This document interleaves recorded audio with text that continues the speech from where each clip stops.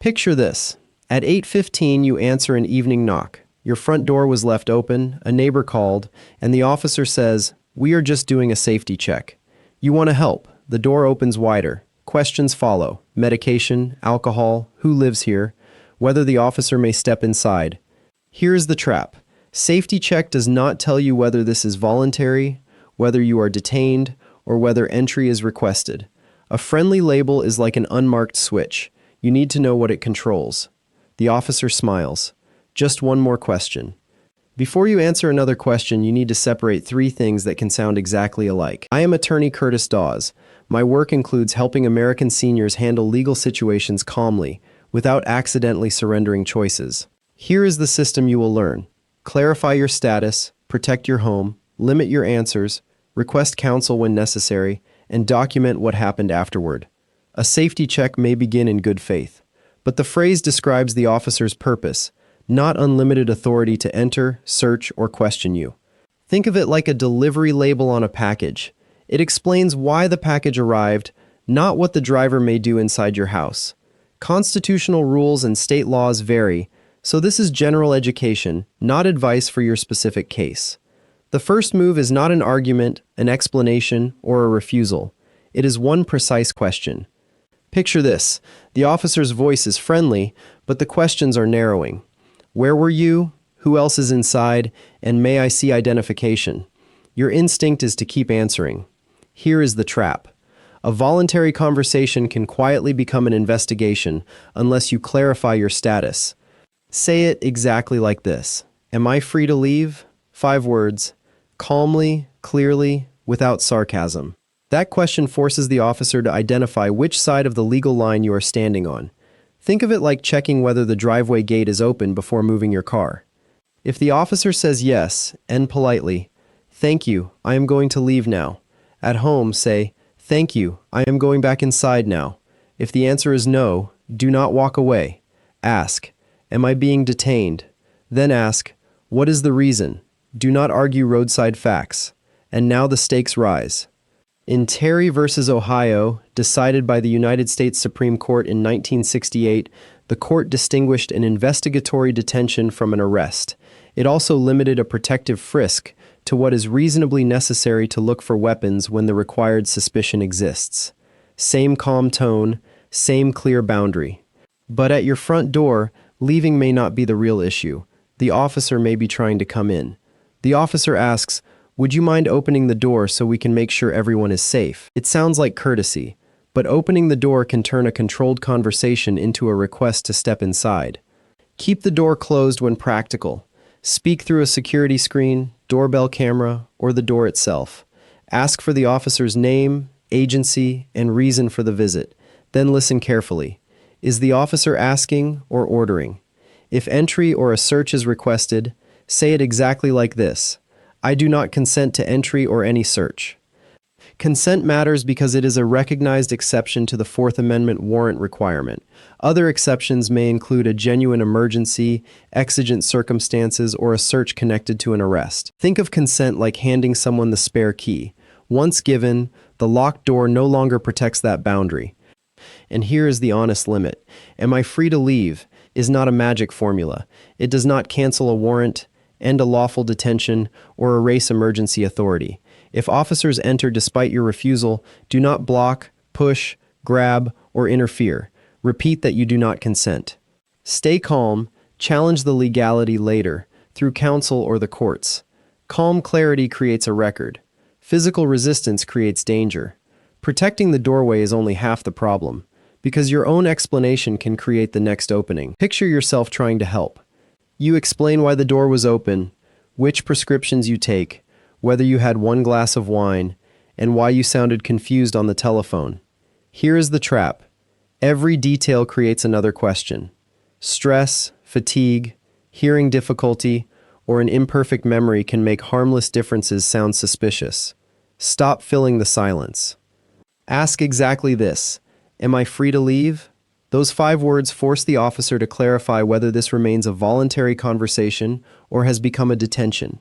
Not a challenge, a clarification. If the officer says yes, leave calmly or end the conversation. If the officer avoids answering, ask once more. Same words, same tone. And that is not even the biggest risk. Many people assume their answers cannot hurt them because no Miranda warning was given. Miranda generally concerns custodial interrogation. Voluntary statements made earlier may still become part of the record. Think of each answer like pulling another item from a crowded kitchen drawer. Eventually, something catches and opens more than you intended. Say this instead: I want to cooperate with any genuine emergency, but I am not answering investigative questions. Do not lie, do not guess, do not provide false documents. And if the officer says you cannot leave, the safest script becomes even shorter. When the answer is no, treat the encounter as a detention. Keep your hands visible, hold still, and tell the officer before reaching for identification, medication, or a mobility aid. Then say exactly this: I am exercising my right to remain silent. I want a lawyer. Stop there. Here is what most people get wrong. They invoke their rights, then immediately explain why the officer has made a mistake. That explanation can become evidence. Asking clearly for counsel and remaining silent protects you more than debating the officer beside a roadway, at your doorway, or under a streetlight. Do not resist. Do not pull away. Constitutional disputes belong in a courtroom, not between a patrol car and moving traffic. Think of it like shutting off the water before repairing a kitchen pipe. Once the valve is closed, opening it again defeats the protection. And if you have a medical or accessibility need, state it plainly. I use hearing aids. I need my walker. I am having chest pain. Requesting help does not require answering unrelated investigative questions. Same calm voice, same visible hands, same boundary. The next step begins after the officer leaves, when small details can determine whether anyone believes your account. As soon as the encounter ends, build the record while the words are still fresh. Write down the time, location, agency, officer names, badge numbers, exact statements, witnesses, and whether consent was requested or refused. Preserve doorbell video, security footage, voicemail, and dispatch information. Details fade quickly. A record is like labeling wires before repairing an outlet. Once everything is disconnected, memory alone may not put it back correctly. And that is not even the biggest risk. Many safety checks are legitimate. Someone may have reported confusion, a fall, self-harm, an open door, or a missing vulnerable adult. Officers may genuinely need to act quickly to protect a life. Forgive the individual officer responding to that report, but blame the mechanism when concern becomes ambiguity. A legitimate purpose does not make every request mandatory. Am I free to leave? Forces the officer to clarify whether this is a voluntary conversation or a detention. Request versus command. Cooperation versus surrender. That distinction controls what happens next. The real danger is not police contact itself. It is uncertainty about your legal position. Calm clarity protects you better than nervous agreement or angry resistance. If property was searched, force was used, or an arrest occurred, contact a qualified local attorney promptly. Deadlines, state law, and available records differ. Now the 5 words can be placed inside one complete sequence you can remember under pressure. Here is the sequence to carry into every safety check. First, ask, am I free to leave? Those 5 words force clarity. If the answer is yes, calmly end the consensual encounter and leave. If the answer is no, do not walk away. You are being detained. Shift immediately into silence and counsel mode. Second, say, I do not consent to entry or any search. Do not block the officer. Do not argue. State the boundary and let the record show it. Third, stop explaining. Nervous details can open new doors, like handing someone a ring of keys when only one room was discussed. Fourth, if you are detained and questioned, say, I want a lawyer and I am remaining silent. Then follow through. Silence means silence. Fifth, document everything afterward. Exact words, time, location, officer names, witnesses, and available video. Preserve the record before memory fades or footage disappears. That is your complete plan. Ask your status, refuse consent, stop explaining, request counsel, build the record. Calm is not surrender, and clarity is not disrespect. Same wording, same calm tone, same clear boundary.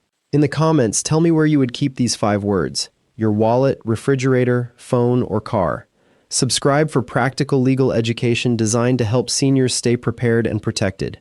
Share this with an older relative, neighbor, or caregiver who might otherwise try to talk their way out of danger.